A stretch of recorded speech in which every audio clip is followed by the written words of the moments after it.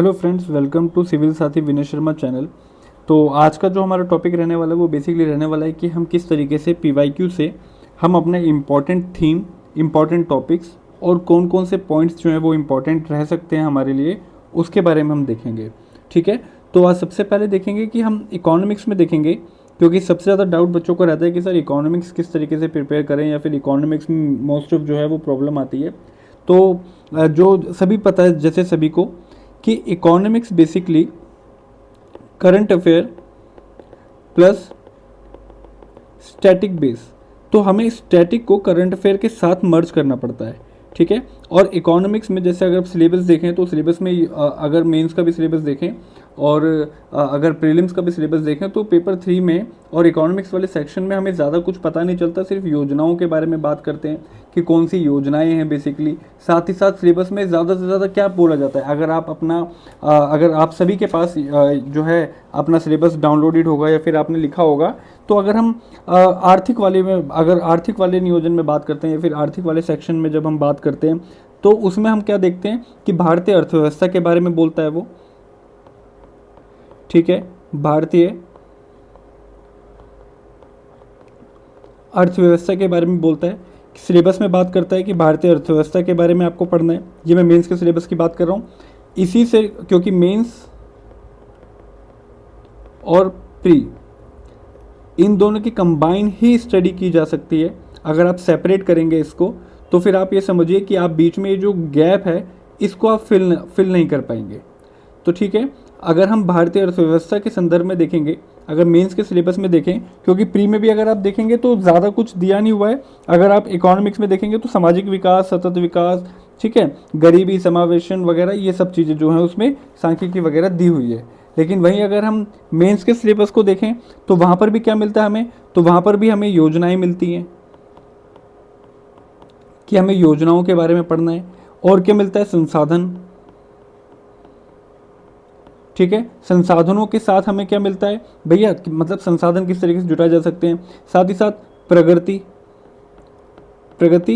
और साथ ही साथ रोजगार। ये हमें फर्स्ट सेक्शन में GS3 के फर्स्ट सेक्शन में हमें देखने को मिलता है। इसी के साथ समावेशी विकास,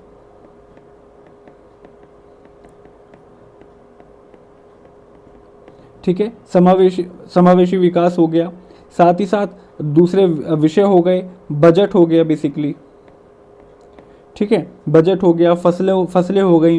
ठीक है, वो तो फिर जैव विविधता में चली जाएगी। MSP हो गया, PD हो गया। ठीक है, और आपका क्या नाम है, सुधार हो गए, स्टॉक हो गया, और पब्लिक डिस्ट्रीब्यूशन सर्विसेज हो गई। ठीक है, राशनिंग हो गया। और साथ ही साथ देखें तो बंदरगाहों वगैरह के बारे में, राजमार्ग के बारे में। ठीक है, तो अगर सीधी सीधी बात करें तो भूमि सुधार हो गया, उदारीकरण हो गया, तो निवेश मॉडल हो गया। तो ये बेसिक आता है। लेकिन यहाँ से कहीं से भी हमें इम्पॉर्टेंट थीम के बारे में यहाँ से हमें पता नहीं चलता कि कौन सी थीम, कौन सा टॉपिक, कौन सा पॉइंट, कौन सा सेक्शन इम्पॉर्टेंट है। वो कहाँ से पता चलता है हमें, वो पता चलता है हमारे PYQ से। वो कहाँ से पता चलता है, PYQ से पता चलता है। फॉर एग्जाम्पल अगर हम बैंकिंग देखें, जो कि एक बहुत इंपॉर्टेंट चैप्टर है, ठीक है, बहुत इंपॉर्टेंट थीम बेसिकली आप समझ सकते हैं। और अगर आप NCERT की बेस पे देखें तो वो एक चैप्टर है। ठीक है, बैंकिंग का कंप्लीट चैप्टर है। तो अगर आप देखें कि बैंकिंग से रिलेटेड ही, तो बैंकिंग में क्या क्या पढ़ना है। बैंकिंग में तो बहुत सारी चीज़ें हैं, RBI है, फिर उसके बाद आपका कमर्शियल बैंक है, फिर आप कहीं ना कहीं उसमें फिर RRB भी पढ़ते हैं उसमें, फिर आप दूसरे जो है छोटे स्मॉल फाइनेंस बैंक भी पढ़ते हैं उसमें, फिर आप AU वगैरह ये सब चीज़ें पढ़ते हैं। तो क्या सब कुछ ही ध्यान देने के लिए है, या फिर सभी के ऊपर ध्यान देना है, तो इसके बारे में कहाँ से पता चलेगा। और अगर ध्यान देना भी है, अगर RBI के बारे में भी ध्यान अगर हमें देना है, तो वो RBI में हमें क्या ध्यान देना है, कौन सी चीज़ों को पढ़ना है, तो ये हमें कहाँ से पता चलता है, ये हमें पता चलता है PYQ से। ठीक है भाई, PYQ से। फॉर एग्जाम्पल अब यहाँ पर देखिए आप कि किस तरीके से theme, question, pattern same exactly क्या होता है भाई, रिपीट होता है। अब यहाँ पर एक क्वेश्चन है कि भारतीय अर्थव्यवस्था के संदर्भ में निम्नलिखित कथनों पर विचार कीजिए। ठीक है, भारतीय अर्थव्यवस्था के संदर्भ में निम्नलिखित कथनों पर विचार कीजिए। 2022 में क्वेश्चन पूछा गया है। क्या पूछा है, यदि मुद्रास्फीति अत्यधिक है, मतलब अगर मुद्रास्फीति बढ़ जाती है, बहुत ज़्यादा बढ़ी हुई है, तो भारतीय रिजर्व बैंक आरबीआई संभावित रूप से सरकारी प्रतिभूतियों को खरीद सकता है। ठीक है, यहाँ पर दो चीजें ध्यान देने वाली है, अगर कोई क्वेश्चन को पढ़ेगा तो उसको क्या ध्यान देने वाली यहाँ पर बात है। तो मुख्य बातें क्या है भाई, पहली बात मुद्रास्फीति, दूसरी बात सरकारी प्रतिभूतियां। अब आप सभी को पता होगा कि मुद्रास्फीति दो तरीके से, आप ये समझिए कि दो तरीके से मॉनेटरी पॉलिसीज चलती हैं।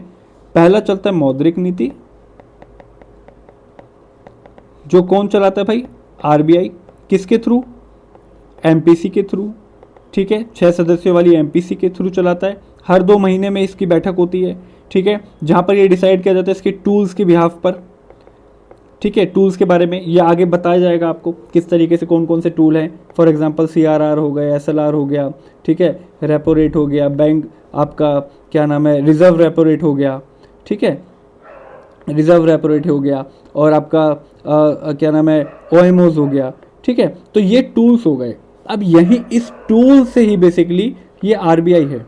ठीक है, ये आरबीआई है, तो इसी टूल से ही रिपीटेड क्वेश्चन आ रहे हैं। जैसे सरकारी प्रतिभूतियों को खरीदना या बेचना एक टूल है जब मौद्रिक नीति अपनाई जाती है मुद्रास्फीति को कंट्रोल करने के लिए। ठीक है, मुद्रास्फीति को कंट्रोल करने के लिए जब मौद्रिक नीति अपनाई जाती है, उसमें से सरकारी प्रतिभूतियों का खरीदना और बेचना एक मौद्रिक नीति का टूल है, एक घटक है। ठीक है, हमें एक बात तो क्लियर हो गई कि क्वेश्चन कहां से आ रहा है भाई, क्वेश्चन आया है टूल से। कहां से, टूल से। किसके टूल से, आरबीआई के मौद्रिक नीति के घटक से आया है। ठीक है, उसमें घटक क्या था, ओएमओस, ओपन मार्केट ऑपरेशन, जिसमें सरकारी प्रतिभूतियों को खरीदा या बेचा जाता है। किस स्थिति में, मुद्रास्फीति की स्थिति में। अब मुद्रास्फीति अगर अधिक है तो सरकारी प्रतिभूतियां मतलब ओएमओस, ओपन मार्केट ऑपरेशन को खरीदा जाएगा या बेचा जाएगा। अगर खरीदेगा आरबीआई, खरीद कौन रहा है, आरबीआई खरीद कौन रहा है, आरबीआई खरीद रहा है। तो अगर आरबीआई इसको खरीद रहा है तो क्या होगा भाई, अगर आरबीआई खरीदेगा तो वो क्या होगा, सीधी सी बात है भाई, मनी सप्लाई होगी आरबीआई की तरफ से। ठीक है, मनी सप्लाई होगी आरबीआई की तरफ से, तो मार्केट में मनी क्या होगी, और ज्यादा बढ़ेगी। अगर पैसा मार्केट में बढ़ जाएगा तो सीधी सी बात है मुद्रास्फीति तो और ज्यादा बढ़ जाएगी। मुद्रास्फीति और ज्यादा बढ़ जाएगी, मतलब मुद्रास्फीति का मतलब ही क्या है भाई, मुद्रास्फीति का मतलब है मुद्रा की मूल्य में बढ़ोतरी आ जाना या कमी आ जाना। तो अगर मुद्रा की वैल्यू कम हो गई तो उससे क्या होगा, आपके पास बहुत सारा पैसा आ जाएगा, जैसे वेनेजुला में भी हुआ हाल फिलहाल। इतने ज्यादा हाई इन्फ्लेशन हो गई कि वहां का सारा पैसा रद्दी हो गया। तो ज्यादा से ज्यादा पैसे की सप्लाई होगी, तो इस तरीके से गरीबी कम करने के लिए कोई भी किसी भी बैंक का सेंट्रल बैंक क्या करता भाई, अधिक से अधिक ज्यादा से ज्यादा पैसा जो है छाप देता। उससे तो गरीबी नहीं हटेगी ना, लेकिन तो क्या करना होगा कि कुछ स्टैटिक तरीके से, कुछ जो है आप कह सकते हैं कि कुछ टूल्स की सहायता से, कुछ घटकों की सहायता से उनको क्या किया जाएगा, कंट्रोल किया जाएगा। महंगाई दर को कंट्रोल किया जाएगा, पैसे की सप्लाई को कम या ज्यादा किया जाएगा। तो यहां पर अगर आप लोगों ने जो आरबीआई को पढ़ा होता, घटक पढ़े होते, घटक के साथ अगर आपने देखा होता कि उसमें सीआरआर है, एसएलआर है, आरआर है, आरआरआर है, ठीक है, ट्रिपल आर है, या ओएमओस है, और अगर आपने ओएमओस पढ़ी होती तो आपको पता होता कि जब मुद्रास्फीति बहुत ज्यादा अधिक होती है तो आरबीआई क्या करता है, इसको बेचता है, ताकि मार्केट से जो पैसा है वो आरबीआई के पास आ जाए। सरकारी प्रतिभूतियों को बेचता है और इससे क्या होता है कि आरबीआई के पास पैसा आ जाता है, तो वो मार्केट में पैसा नहीं रहता, बैंक अब लोन नहीं दे पाएंगे, ज्यादा लोन नहीं दे पाएंगे, तो लोगों के पास पैसा कम होगा, पैसा कम होगा तो उनकी आदतें, बाजार आदतें कम हो जाएंगी। मार्केट में बाजार आदतें लोगों की कम होने की वजह से, उनके पास नकदी कम होने की वजह से महंगाई, धीरे धीरे महंगाई पर काम किया जाएगा। ठीक है, लोगों के जो सप्लाई है, मनी सप्लाई है, वो कम हो जाएगी, उनकी बाजार आदतों में कमी आएगी। इसलिए यहां पर खरीद जो था ये इंपॉर्टेंट था, आपको यहां से इस क्वेश्चन को समझना था। पहले ऑप्शन में इतना टाइम नहीं होता, इसलिए अगर कंसेप्ट को आपने अच्छे से पढ़ा है तो आपका खरीदना, आपको सिर्फ 2 चीज ध्यान में देनी थी, मुद्रास्फीति अधिक थी तो इसका मतलब खरीदना या बेचना, आरबीआई क्या करेगा, खरीदेगा बेचेगा, तो भाई मुद्रास्फीति अधिक तो इसकी सेल करेगा, मुद्रास्फीति कम तो इसको खरीदेगा। ठीक है भाई, सीधी सी बात। तो अगर जब हम यही ऑप्शन देख लेते हैं, जब हम यही देख लेते हैं कि भाई मुद्रास्फीति के साथ क्या हो रहा है और ओएमओएस के साथ मौद्रिक नीति का क्या जो है सिस्टम चल रहा है, तो हमें पता चल जाएगा कि भैया पहला ऑप्शन तो गलत है। और अगर पहला ऑप्शन गलत है तो हमें ए ऑप्शन ऑटोमेटिकली गलत हो जाएगा, सी ऑप्शन ऑटोमेटिक गलत हो जाएगा, डी ऑप्शन ऑटोमेटिक गलत हो जाएगा। तो हमारे पास ऑप्शन क्या बचा, बी बचा।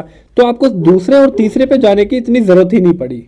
इसलिए कहा जाता है, इसी को एलिमिनेशन तकनीक इसीलिए बोलते हैं कि एलिमिनेशन करना, स्मार्ट एलिमिनेशन क्या होता है। स्मार्ट एलिमिनेशन आप इस तरीके से कर सकते हैं जिसमें आप ये देखते हैं कि भाई एक ऑप्शन मेरा किस तरीके से गलत ठहर जाता है और बाकी मैं अब किस तरीके से बाकी ऑप्शंस को एलिमिनेट करके अपने सही ऑप्शन पे पहुंच जाता हूं।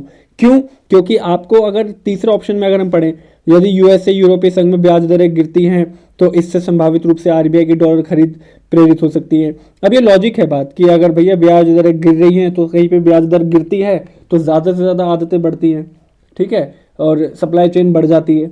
तो ये तो बेसिक है, कॉमन सेंस है ये तो, ठीक है। लेकिन अगर फिर भी अगर आप ये नहीं लगा पा रहे हैं कॉमन सेंस, तो सीधी सी बात ये तो क्लियर हो ही रही है ना हमारे पास कि भाई या तो सी ऑप्शन होगा या डी ऑप्शन होगा या बी ऑप्शन होगा। अभी हमारे पास तीन ऑप्शन आ गए, सिर्फ एक ही एलिमिनेट हो पाया। लेकिन अगर आप पहले वाले ऑप्शन को ठीक से देख लेते तो आपको क्लियर हो जाता कि भैया हमारे पास सिर्फ एक ऑप्शन बचता है जो सही है, बाकी सब गलत हो जाते हैं। ठीक है ना, आ रही है बात समझ में। अब यही चीज 2022 में और यही चीज 2015 में। अब इसका 2022 में जो आया क्वेश्चन, इसका आइडिया 2015 में दिया गया। कहाँ? Bank rate. बैंक रेट क्या है? बेसिकली वही बैंक रेट जिसको हम टूल्स में पढ़ते हैं, ठीक है। खुली बाजार कार्यवाही ओएमओस, ये हम टूल्स में पढ़ते हैं, ठीक है। अब लोक ऋण और लोक राजस्व, अब जिसने लोक के बारे में जिसने पढ़ा होगा, अब हिंदी मीडियम है तो लोक के बारे में पता होगा कि लोक का मतलब क्या है, जन सामान्य। जन सामान्य, तो अब जब जन सामान्य की बात हो रही है, क्वेश्चन क्या है, भारतीय अर्थव्यवस्था के संदर्भ में निम्न कथन पे विचार कीजिए, इसमें कौन सी मौद्रिक नीति का घटक है। तो 2015 में ये हिंट मिला था। अगर आप 15 से 20 साल के क्वेश्चन पेपर सॉल्व कर रहे हैं, अगर नहीं भी कर रहे, 10 साल के भी कर रहे हैं, तो 2015 में ये हिंट मिला था कि बैंक रेट, ओएमओज, लोक ऋण, राजस्व, इन चारों में से कोई दो तो भाई मौद्रिक नीति के घटक हैं। अब अगर मौद्रिक नीति जिसने नहीं पढ़ी होगी या जिसने पढ़ी होगी, अगर किसी ने मौद्रिक नीति पढ़ी तो मौद्रिक नीति में वो एमपीसी भी पढ़ेगा, एमपीसी के सदस्य भी पढ़ेगा। आप क्वेश्चन में दिखाऊंगा आपको, एमपीसी के सदस्यों से भी क्वेश्चन पूछा हुआ है कि एमपीसी में कितने सदस्य होते हैं, या फिर गलत स्टेटमेंट दे देगा, इसमें बोल देगा 7 सदस्य होते हैं, या इसके पदेन अधिकारी जो होता है वो राष्ट्रपति होता है, या फिर बोल देगा कि फाइनेंस कमीशन का हेड होता है, या फिर बोल देगा कि फाइनेंस मिनिस्ट्री के हेड होते हैं, ठीक है। तो कुछ भी बोल सकता है, लेकिन हेड कौन होता है? आरबीआई होता है। आरबीआई का जो गवर्नर है वो होता है। कितने सदस्य होते हैं? 6 सदस्य होते हैं। तो मौद्रिक नीति को आपको वहां से पढ़ना था, साथ ही साथ घटक को पढ़ना था। घटक कौन कौन से? सीआरआर हो गया, एसएलआर हो गया, आरआर हो गया, रिजर्व रेपो रेट हो गया, ओएमओज हो गया, इनको पढ़ना था, इनका रोल पढ़ना था। सीआरआर क्या है बेसिकली, ठीक है, सीआरआर क्या है बेसिकली कि निश्चित हिस्सा जो अपनी कुल जमाव का रखता है बैंक आरबीआई के पास, वो। एसएलआर क्या है, आरआर क्या है, रिजर्व रेपो रेट क्या है, ओएमओज क्या है, इनको आपको पढ़ना था। अगर आप ये पढ़ लेते तो यहाँ ये ऑप्शन को तुरंत एलिमिनेट कर चुके होते आप, ठीक है। खैर 2015 के क्वेश्चन पे आते हैं कि अगर आपको पीवाई की सॉल्व कर रहे हैं तो इसको कैसे सॉल्व करते। तो आपको पता है कि मौद्रिक नीति अगर बना रहा है कोई तो वो आरबीआई बनाएगा। अब आरबीआई कभी भी सामान्य जन के लिए किसी भी तरीके का कोई, आरबीआई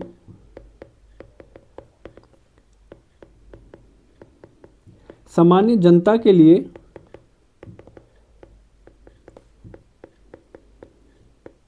सीधे कार्य नहीं करता, ठीक है, इनडायरेक्टली कार्य करता। मतलब इसके जो घटक हैं, इसकी मौद्रिक नीति, इसके जितने भी पॉलिसी मेकिंग, जितने भी क्या नाम है आपके, किसी भी तरीके से कोई भी ग्रुप बनाता है या फिर कोई भी मीटिंग करता है, तो वे इनडायरेक्टली तरीके से सामान्य जनता के ऊपर प्रभाव डालते हैं, ना कि सीधे तौर पर, ठीक है। तो यहां से तो ये बात क्लियर होती है कि आरबीआई सीधे जनता से क्या नहीं रखता, लिंक नहीं रखता, चाहे वो बैंकिंग हो, बैंकिंग में भी ये कमर्शियल बैंक के थ्रू करता है, चाहे ये लोन प्रोवाइडेशन हो, चाहे ये सर्विस प्रोवाइड करे, चाहे ये योजनाओं में आए, तो कोई भी सीधा जनता के लिए नहीं होता, इनडायरेक्टली सरकार के थ्रू होगा, ठीक है, सेबी के थ्रू करेगा, या आपके क्या नाम है एमपीसी के थ्रू करेगा, या फिर क्या नाम है आपके कमीशन के थ्रू करेगा, किसी भी कमीशन के थ्रू करेगा, या ओएमओस के थ्रू करेगा, या बैंक रेट के थ्रू करेगा, अपने घटकों के टूल्स के अकॉर्डिंग करेगा, डायरेक्ट नहीं करेगा। तो यहां से ये बात तो क्लियर हो गई कि जनता के लिए तो नहीं करेगा भाई। तो हमारे दो ऑप्शन 3 और 4 तो एलिमिनेट हो जाते हैं, बचता क्या है, पहला और दूसरा। तो यहां से तीसरा चौथा गलत हो गया, तीसरा चौथा गलत हो गया, या तो ए होगा या सी होगा। तो हम 50-50 पे आ गए। अब जिसने ओएमओस पढ़ा होगा उसको पता होगा कि दूसरा ऑप्शन ठीक है, तो सी ऑप्शन डायरेक्ट आप इस तरीके से कर सकते हैं। तो कहने का मतलब क्या है कि अगर आपके पास क्वेश्चन आ गया, आपके पास ऑप्शंस आ गए, आपको अगर आपको ये आंसर आता भी था तो आपको ये पता होना चाहिए था कि बैंक रेट से क्या फर्क पड़ता है, ठीक है। अगर बैंक रेट को बढ़ाया जाता है, अगर महंगाई को कम करने के लिए ब्याज दरों को बढ़ाया जाता है तो उसको क्या कहते हैं भाई। तो यहां से हमारे पास नया कंसेप्ट आता है, यहां से हमारे पास नया कंसेप्ट आता है कि हमें और क्या पता होना चाहिए बेसिकली, हमें और क्या पता होना चाहिए बेसिकली, ठीक है। तो हमें यह भी पता होना चाहिए भाई कि अगर बैंक रेट के बारे में बात हो रही है, अगर ब्याज दरों के बारे में बात हो रही है, तो ब्याज दर की दो कंडीशन होती है, जिसको हम एक हॉकिश और डॉविश कहते हैं, ठीक है। हॉकिश और डॉविश कहते हैं, जिसमें महंगाई को कम करने के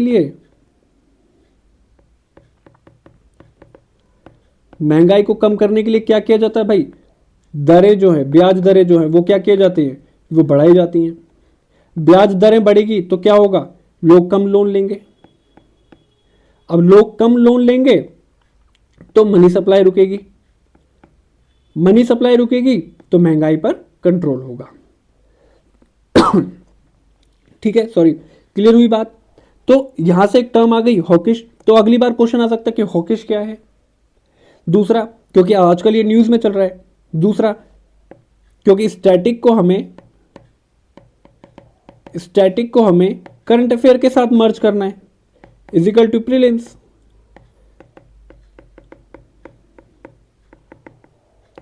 इकोनॉमी में पढ़ेंगे हम, तो यहीं से तो देखेंगे ना भाई, स्टैटिक को महंगाई हमें पता है, स्टैटिक का पोर्शन है, ब्याज हमें पता है, स्टैटिक का पोर्शन है, लोन हमें पता है, स्टैटिक का पोर्शन है, मनी सप्लाई हमें पता है, स्टैटिक का पोर्शन है।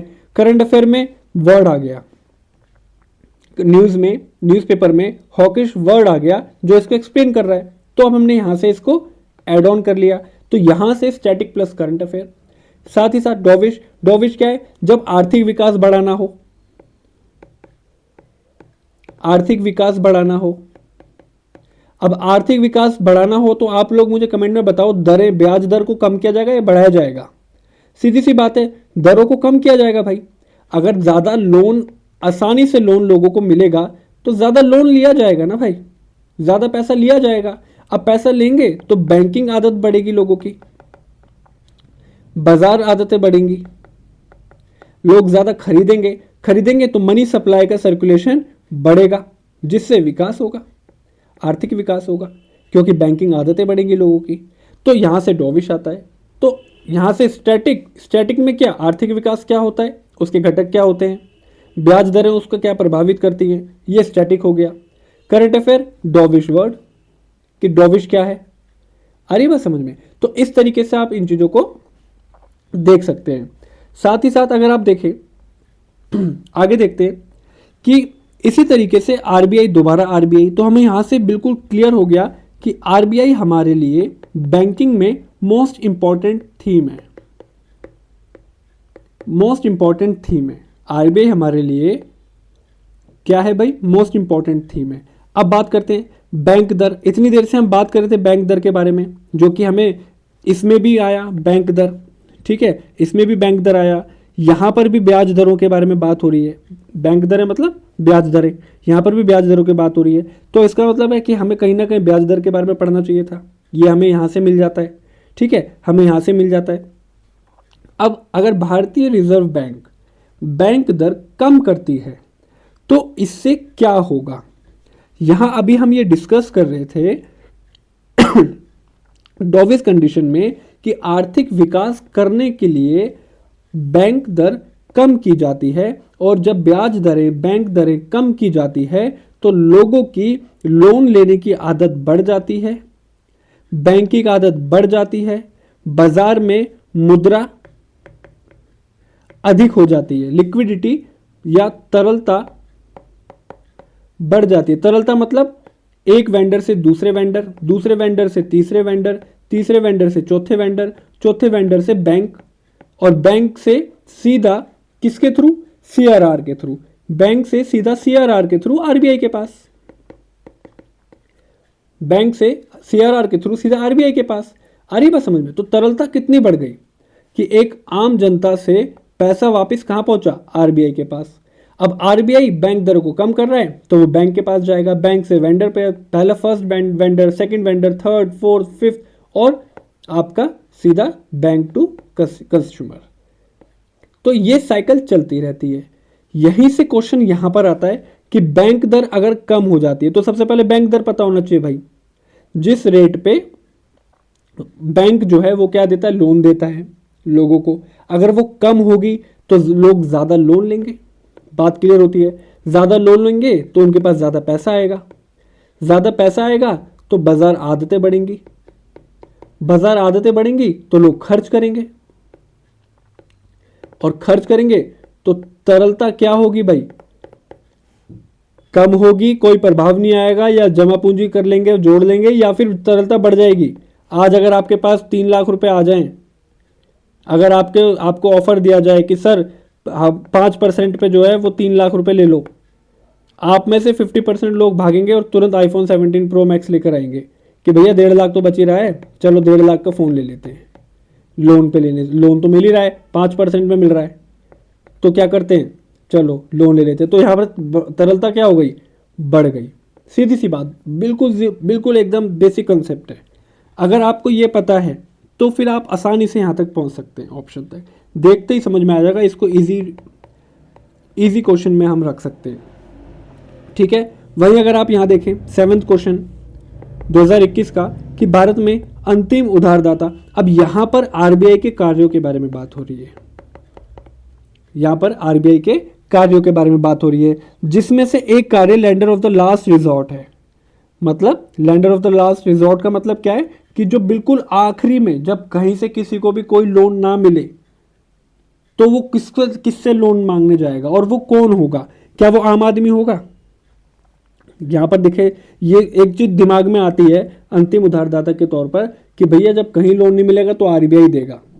किसको देगा, क्या अन्य स्रोतों से ऋण प्राप्त विफल होने पर व्यापार एवं उद्योग निकायों को ऋण प्राप्त किया जाएगा, मतलब प्राइवेट की बात हो रही है।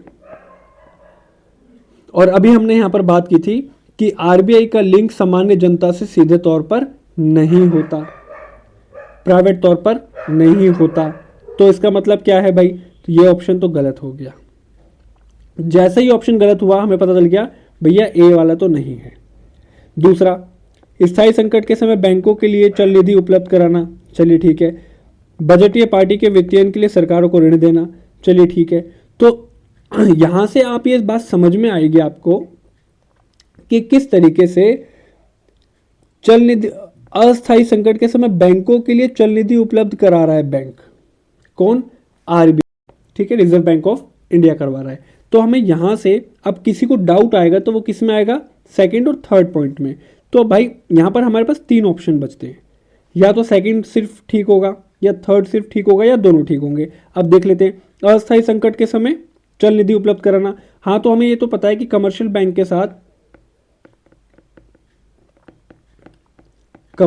के साथ आरबीआई के लिंक होते हैं डायरेक्ट, ठीक है, जिसमें उनको सीआरआर, एसएलआर और एलएलआर इनके बिहाफ पर, और रिजर्व रेपो रेट के बिहाफ पर जो है आरबीआई और कमर्शियल बैंक के बीच में क्या रहती है भाई, एक तरीके से सांठगांठ रहती है।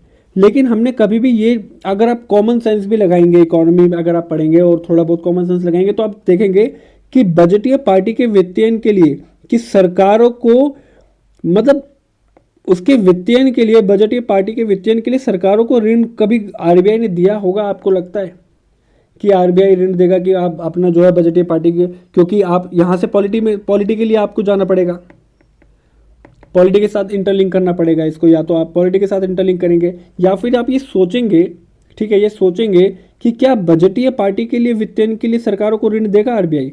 तो वो कभी नहीं देगा। ठीक है, तो यहाँ से ऑप्शन क्या हमारे सामने आता है कि यहाँ से हमारे पास सी और डी गलत हो जाते हैं, तो हमारा राइट ऑप्शन बी आ जाता है। तो इससे आप देख सकते हैं कि किस तरीके से PYQ आपको आने वाले क्वेश्चंस के लिए एक बेस देता है कि आप क्या पढ़ें, उसके किस तरीके से लिंक करें और करंट के साथ स्टैटिक को किस तरीके से जोड़ें। ठीक है, तो यहां से हमें ये चीज बिल्कुल क्लियर हो जाती है जब आप PYQ देखते हैं। तो लास्ट अगर आप 15 to 30 ईयर, आप 20 भी कर सकते हैं, 15 to 20 ईयर्स, या फिर बहुत अच्छे तरीके से करेंगे तो 30 ईयर्स तक के आपको PYQ based daily MCQ with explanation, वो भी बिल्कुल फ्री में, अगर आपको चाहिए तो आप व्हाट्सएप ग्रुप मेरा ज्वाइन कर सकते हैं। ठीक है, व्हाट्सएप ग्रुप मेरा ज्वाइन कर सकते हैं 9716108334। आप मुझे व्हाट्सएप कर सकते हैं ऐड ऑन करने के लिए, या फिर लिंक आपको मिल जाएगा डिस्क्रिप्शन में, आप वहाँ से लिंक से डायरेक्ट ज्वाइन कर सकते हैं। यहाँ पर आपको इस व्हाट्सएप ग्रुप में आपको notes, daily updates, PYQ series, साथ ही साथ PYQ को सॉल्व करने की ट्रिक्स, क्योंकि अभी तो इकोनॉमी के बारे में बात हुई है सिर्फ, और वो भी सिर्फ कुछ क्वेश्चंस के बारे में बात हुई है। हम लास्ट 30 ईयर के एनालाइज करेंगे और देखेंगे किस तरीके से कौन कौन सी थीम्स UPSC और UP